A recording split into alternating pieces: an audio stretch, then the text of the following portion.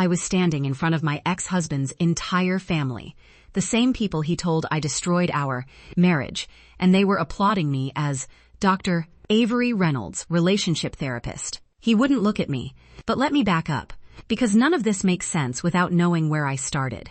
My name is Avery Reynolds. Well, Avery Reynolds Harrison for 12 years. And if you have ever been a woman who was quietly blamed for a man's failure, if you've ever been the one who changed while he stayed the same, this one is for you. I married into the Harrisons when I was 26. They're old Midwest money. Central Illinois.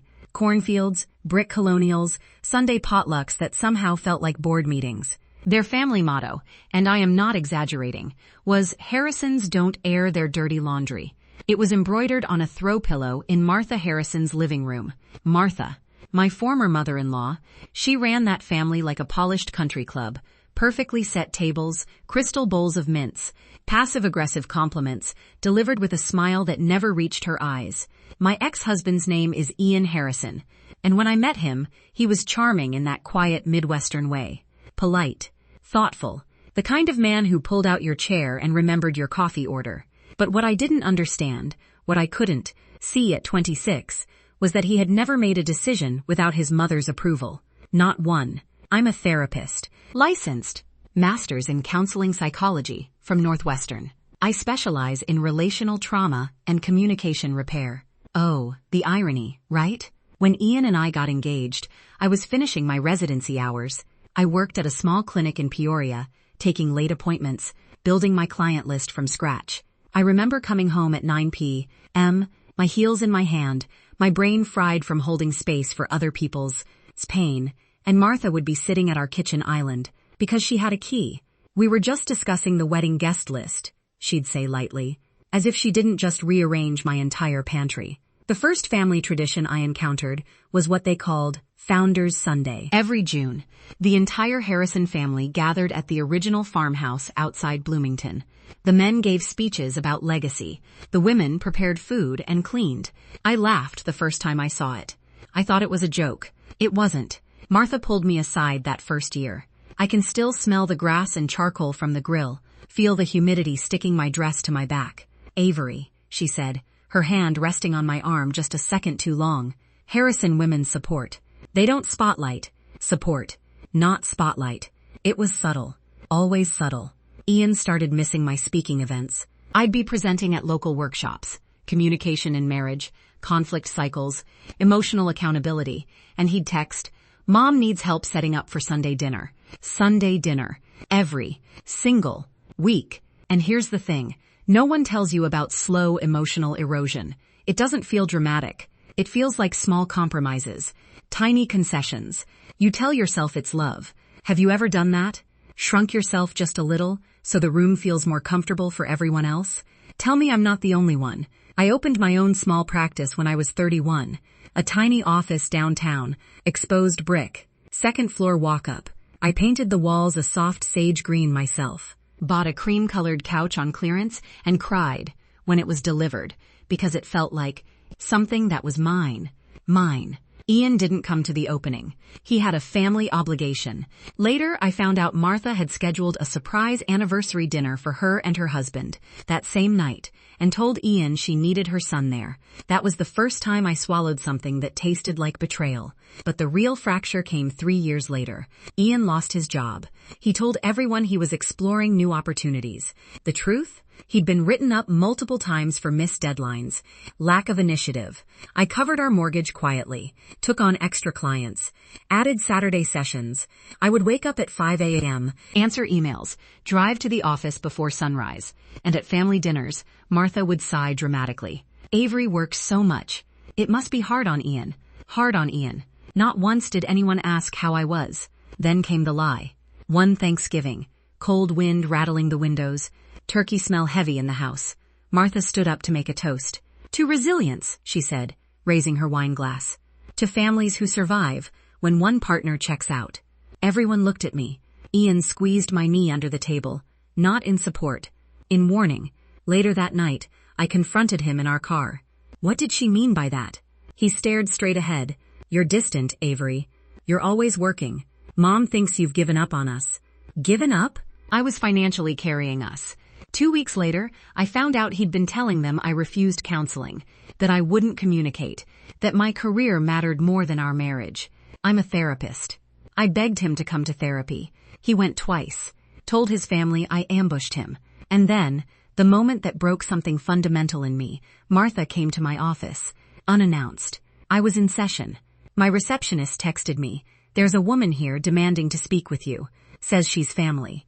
When I stepped into the waiting room, Martha was standing in front of the framed degrees on my wall. She smiled. "Oh good. You're free." "I'm not," I said evenly. "I'm working." She tilted her head. "Well, that's kind of the problem, isn't it?" And then, she did something I will never forget. She took the brochure stack I'd carefully designed, my services, my philosophy, my contact info, and said, "Maybe if you spent less time convincing strangers you're an expert, you could fix your own marriage." And she dropped them on the floor, in front of 2 waiting clients. I knelt to pick them up. My hands were shaking. That was the day I emotionally left my marriage. It took another year to legally end it. And when we separated, Ian told his family, I chose career over commitment. He said I refused to change. He said I was cold. They believed him, every single one of them, except one. Her name is Grace Harrison, Ian's niece. She was 10 when I married into the family. Brown curls, big curious eyes. She used to sit next to me during Founders 5, Sunday, because she hated the way the men talked over the women. "Aunt Avery," she whispered once, "why don't the girls get to give speeches?" I told her, "They can. Sometimes families just need someone brave enough to start." After the divorce, I didn't see her for 2 years. In that time, I rebuilt. And when I say rebuilt, I mean brick by brick. I expanded my practice, hired 2 associate therapists, moved into a larger office with tall windows overlooking the Illinois River, soft rugs, warm lamps, a bookshelf filled with titles on attachment theory and emotional regulation. I started posting short educational videos online, simple, accessible advice for women navigating difficult marriages. It resonated. My following grew, slowly at first, then quickly. 3 years after my divorce, I was invited to speak at regional conferences, then national ones. My specialty became something very specific: family systems that protect male fragility at the expense of female identity. Yeah, I know, life is poetic like that. And then, 5 years after I signed those divorce papers, I received an email, subject line, Harrison Family Reunion, guest speaker invitation. I thought it was a joke. It wasn't. Apparently my videos had circulated. Someone on the extended family planning committee didn't realize I was the villain ex-wife. They saw Dr. Avery Reynolds, relationship therapist, and thought I'm in the real recruitimation. Gumen, Majing Vanel Aver. Martha hadn't organized the reunion that year. Age was catching up with her. Control was slipping. Grace emailed me separately that same night. "Aunt Avery, please say yes. They need to hear you." She was 16 then, and her second appearance in this story, it broke my heart. She told me she wanted to apply to colleges out of state. Martha told her, "Harrison girls stay close. Family first." The same script. Different generation. Grace wrote, "I don't want to shrink," and that was the moment I knew this wasn't about Ian anymore. It was about interruption. So I said yes. Now we're back to where we started. Founders Sunday. Same farmhouse. Same long wooden tables. Same embroidered pillow. Support, not spotlight. Except this time, there was a podium, and my name printed on a banner. Dr. Avery Reynolds, keynote speaker. Ian looked older, smaller somehow. He avoided eye contact. Martha sat stiffly in the front row, pearls tight around her neck. The air smelled like cut grass and lemonade. Cicadas humming. I walked to the podium slowly, heels steady on the wood. "Thank you for inviting me," I began. Calm, warm, and then I said something that made the entire table go still. "I've heard that I was the reason my marriage failed." You could feel the oxygen leave the room. Ian's jaw tightened. I didn't raise my voice. I didn't accuse. I simply told the truth. I believed that love meant shrinking. I believed that supporting meant disappearing. And when I worked myself to exhaustion to carry my household financially, I was told I was neglectful. Murmurs. I looked directly at Martha. Families are powerful systems. They can nurture growth, or they can protect dysfunction. Silence. And then, The moment that will live in my body forever. Grace stood up. She wasn't supposed to speak, but she did. I want to apply to Stanford, she said, voice shaking but clear. And I don't want to feel guilty for it. Every head turned. That was the breaking point. And here's the part that no one expected. I had already made a structural move. 2 months before that reunion, Grace had confided that her college fund, set up by her grandparents, had conditions. She had to attend an in-state school within 50 miles, or she'd lose access. Control disguised as generosity. So I did something irreversible. I created a scholarship fund through my practice, the Spotlight Grant, for young women leaving restrictive family systems to pursue higher education in psychology, leadership, or law. Guess who the first recipient was? Grace Harrison. Fully funded, tuition, housing, books. Legally protected, untouchable by family interference. When I announced it, I didn't look at Ian. I looked at Grace. This grant exists, I said calmly, because no woman should have to shrink to be loved. Martha's lips pressed into a thin line. She couldn't argue. It wasn't emotional. It was institutional, structured, funded. Applause started slowly, then grew.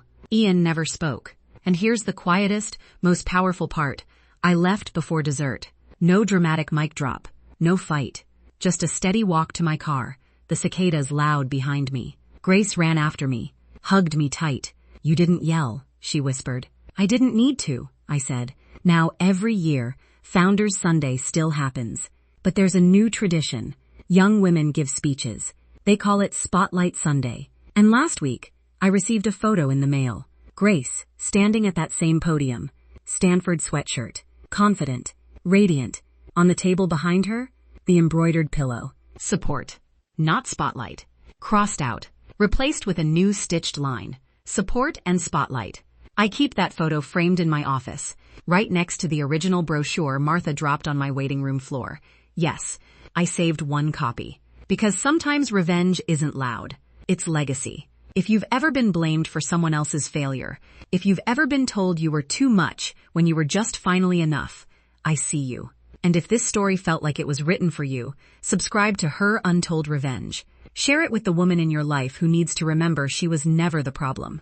Sometimes the most powerful comeback is simply refusing to shrink.